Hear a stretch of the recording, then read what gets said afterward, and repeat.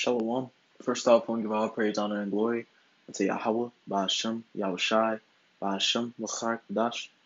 Double honors to the apostles and elders of GMS that teach us His word. And shalom unto the hopeful elect upon the four corners of this earth that shall make it up out of here in truth and in sincerity. So this lesson that I want to bring out is going to be talking about the prophecy of the recompense that Esau is going to uh is going to receive, in that final judgment, in that slavery that he's going to go into, because he's been judged already. It's prophesied about.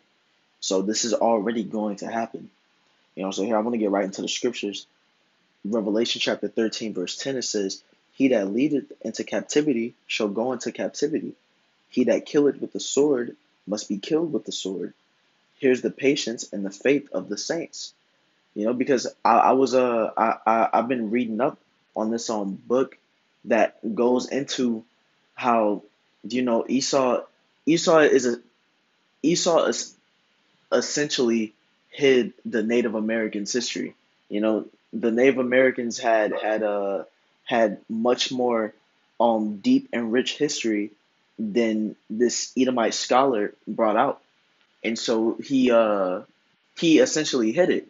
And for Esau to go into somebody else's land, slay all of them, take into slavery the ones he didn't slay, and act like he built it up on his own and hide their history. He needs to be recompensed for that. He needs to, if that's the gift that Esau gave us, then we're going to give him a gift. And it's not going to be a gift that he wants. You know, Gifts aren't always a good thing. He's gonna receive double unto him than what he did to us.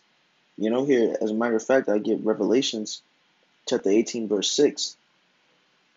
And I'm a firm believer in the phrase, the energy that you put out, that's what you get back. What you do unto others, that's what you should have done unto you. If I'm a firm believer in karma, so therefore Esau is gonna get his karma. The Most High says it. You know, Revelation chapter 18, verse 6 says, "Reward her even as she rewarded you, and double unto her, double according to her works. And the cup which she had filled, fill to her double." And Salakia, I'll correct myself. It's not even karma. That's just the forces of the Most High moving. That's just the Most High um judging people on their actions. So forget the karma talk. The Most High is sick and tired of Esau's wicked doings. So he's going to receive that recompense for his actions. Here, as a matter of fact, in verse 7 it says, "How much she had glorified herself and lived deliciously, so much torment and sorrow give her. For she said in her heart, I sit a queen and am no widow, and shall see no sorrow." That's how Esau speaks. That's how Esau thinks. And Esau does all this wicked doing, all this murder, and he feels no type of way because of it. He sits there like like he's a god. He has he like it says in Psalms, I believe it says that he puffeth at his adversaries. And as a matter of fact, here I'll get it. Uh, here go right here. Psalms chapter 10, verse 5. It says, "His ways are always grievous. Thy judgments are far above out of his sight. As for all his enemies, he puffeth at them. He had said in his heart, I shall not be moved, for I shall never be in adversity." So that's how Esau thinks. That's the mindset that Esau has. All he does is rob and steal and force people into things. He took Judah into slavery. He ran the Native Americans out of their land, completely stole it. Even today, they want something, they'll just go into your country, send a bunch of soldiers there, and start a war that they know you will lose. just like the bombings with Hiroshima and Nagasaki. America sent one bomb, completely decimated them, and sent another one just because. That's why America has to get double on what they pour out. We're gonna pour in Esau's cup double what he pours in ours, and his cup isn't gonna be able to hold it.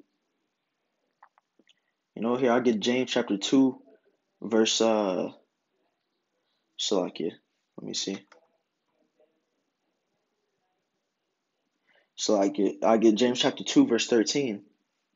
It says, "For he shall have judgment without mercy that hath showed no mercy, and mercy rejoiceth against judgment." So the Most High is, like I said, Esau is going to receive a recompense that's the same as what Esau poured out. The Most High is going to pay Esau back. He's going to show no mercy because what did Esau do? He doesn't show any mercy to anyone he comes in contact with.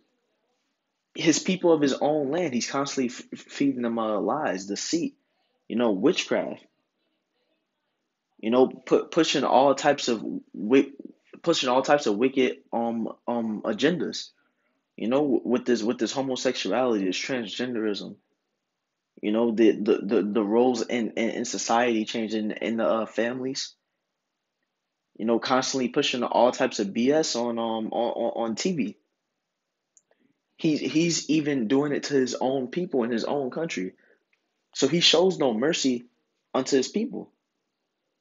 But what's that judgment that America is going to receive for that? Well, let's get it right here. Jeremiah chapter 50, verse 14. It says, no, I'll start right here. It says, "Put yourselves in array against Babylon round about. All ye that bend the bow, shoot at her. Spare no arrows, for she hath sinned against the Lord Yahweh." Now, what's that bow talking about? That's talking about all the countries that have access to missiles.